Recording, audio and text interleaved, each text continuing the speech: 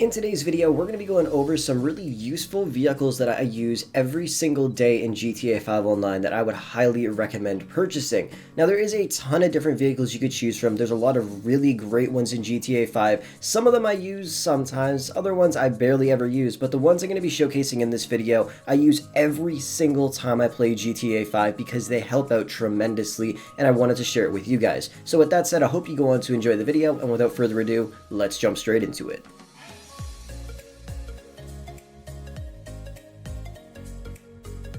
The very first vehicle I use every single time I play GTA 5 is the Night Shark, because whenever I end up going into an online lobby, I'm always trying to record clips for a video, but people continuously kill me. So sometimes if I don't want to take a vehicle that could fly and I want to drive to the location I'm going to, I will take the Night Shark, because it doesn't matter if there's a laser coming after me or an Oppressor Mark II, whatever, this thing will not get destroyed. It is insane how much armor it has. I think it's one of the most heavily armored vehicles in GTA 5 Online. Like, you could fully just take rockets and start spam shooting at it, and it will not blow up. Now, the thing is, if you're actually sitting inside the vehicle while someone's shooting rockets at you, you can actually withstand the entire cache of an Oppressor Mark II's ammo supply, which is insane. Just think about how crazy that actually is. You're driving in this armored vehicle. Somebody pulls up with their brand new Oppressor Mark II with 20 missiles in it, and they unload every single missile at this vehicle, and it still doesn't blow up. That's insane. Now, obviously, if you're not inside the vehicle, for some reason,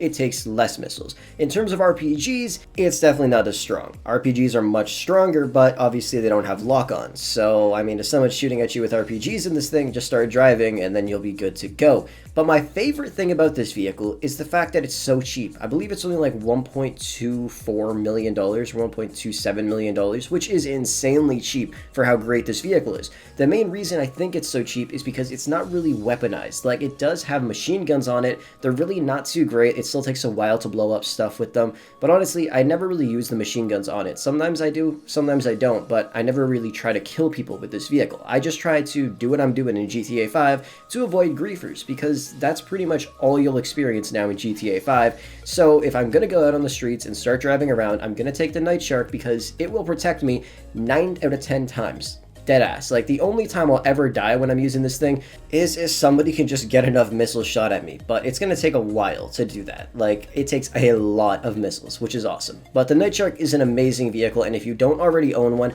I would highly recommend you purchase one as soon as possible. The next vehicle I use on a daily basis is going to be the Cargobob, and it's for a couple of reasons. Number one, it's because it's super fun. If you love to troll your friends, but you don't want them to get too pissed, definitely pull the Cargobob out. Just go and pick them up, drop them in the water, drop them in the military base from the top of a really tall building, or just start flying around holding onto their car, and they're just going to get really fucking mad at you, which is awesome. The second reason I always use it is for vehicle cargo. This is probably the most useful vehicle you can have in terms of doing vehicle cargo missions, because all the time whenever I'm doing it, I just take the Cargobob out of my CEO office, call it in via Pegasus menu, and then just go and pick up the car and fly back over to my vehicle cargo warehouse. And the vehicle takes 0 damage on it, which is awesome because, you know, you save money. And when you're driving on the streets, there's a higher chance of you damaging the vehicle. Even if you're a great driver, the enemies will just pop out of nowhere, start shooting you, and they will really mess your car up. So having the Cargobob is extremely beneficial, especially if you do vehicle cargo a lot. And in the long run, you'll start to see that you'll save a lot more money compared to if you were actually just driving the vehicles around. Plus, for certain vehicle cargo missions, there's certain ones where you actually need to go and get a Cargobob. So if you already spawn in the Cargobob, that just saves you time. It means you can make money just a little bit faster. There is one issue with the Cargobob, the fact that it is $2 million, and there's a Jet Sam version that's even more expensive. The only difference is a livery on it, which is really, really annoying. But I really want Rockstar to update the Cargobob. First, the price. I think this thing should be maybe about $1 million, because it honestly isn't the greatest vehicle in terms of speed, performance, and it's really big and heavy and somewhat hard to turn with and control just because it's so large, unlike other helicopters. And the other thing I want them to add for the Cargobob is the ability for us to put the magnet on it. Now, obviously the magnet is really sick. You literally just have a gigantic magnet instead of a hook on the Cargobob, and you could pick up vehicles really quickly, and it's way cooler in my opinion. We had it in the Fleeka job heist a very long time ago, and a lot of us thought that we were going to get it in GTA Online at some point, but we never did. I really want to use it because it would be really awesome to have in GTA Online, but honestly the Cargobob is a really useful vehicle, like I said, and I use it practically every single time I play GTA 5 because I do a lot of vehicle cargo work, and honestly it's really beneficial using the Cargobob whenever I'm doing the vehicle cargo sourcing missions. By the way, be sure to check out Digizani. You could purchase games, gaming accessories, and in-game currency for all your favorite games like GTA 5, Forza, and many more. Use code Frolics at checkout and get a 10% discount. Next up is the Oppressor Mark II, and this, in my opinion, is the most useful vehicle in all of GTA 5 Online, and I'm going to tell you why right now. Number one, it's extremely easy to fly, which is a huge benefit, and it's very agile. You can literally turn on a dime with this thing. It's also not extremely expensive. The cost is pretty high up there, but it's worth every penny. Plus, I believe if you unlock the trade price, you get $1 million off the top of this thing, which is awesome. So you obviously saving $1 million on the freaking cost of it will just allow you to upgrade it a little bit more and put the homing missiles on, which is sick. Now, that's not the only thing that's great about the Oppressor Mark II. It's also very fast, and it's also very easy to get from point A to point B, unlike a lot of other vehicles. The reason why is because it's an Oppressor. It's a little bike. All you gotta do is just hop off of it, do what you gotta do, hop back on, use the rocket boost, and disappear. But if you're using something like the Hydra, you get out of it slowly, then you gotta do what you gotta do, then get back into it, you gotta climb on top, you gotta hit the freaking roof, wait for the thing to open up, hop inside of it, wait for it to power up, and then slowly fly up, go into the regular flying mode, and then you can fly away. The startup times are insane, and over the long haul, you'll save a lot of time if you actually do missions using the Oppressor. Now, I know it only has 20 missiles, which obviously is not a lot, but honestly what I do is I just request my terabyte in, fly inside, fly back out, and then boom, it's fully repaired and it's fully restocked on missiles. And like I said, I use this vehicle every single day. Sometimes it's not even for missions, it's just to get from point A to point B. And one of the best things about it is nobody will bother you unless they're in a jet or they're on an Oppressor Mark II. And most of the time when you see somebody using this vehicle, you get scared because they will just lock onto you and start killing you. If they hear the lock-on sound, they'll shoot a missile just because that's what they do. Like, they were born to use the Oppressor Mark II for griefing, which gets really annoying. Which is why I use the Night Shark while I'm driving around on the streets, because they can shoot missiles all they want, but they're not going to kill me and they're not going to blow up my Night Shark because that shit is a tank, which I absolutely love. But the Oppressor Mark II is amazing, and if you guys are skeptical about buying it because you're going to be named a griefer, then just think of it this way. Fuck everybody else. Who cares what people think about you? Because, you know, just do you. Do what you want, right? So buy the Oppressor Mark II, use it for what you want to use it for, and I'm telling you, you will not be disappointed. Like I said, there's a video link down below in the description to show you guys how to fly it faster. I would highly recommend watching it because it's really useful. Next up is going to be the Sparrow. Now, this is my backup vehicle for whenever the Oppressor Mark II that I was using gets blown up by a griefer who locked onto me for a split second and then shot 35 missiles. So whenever that happens, I just call in my Sparrow from my submarine.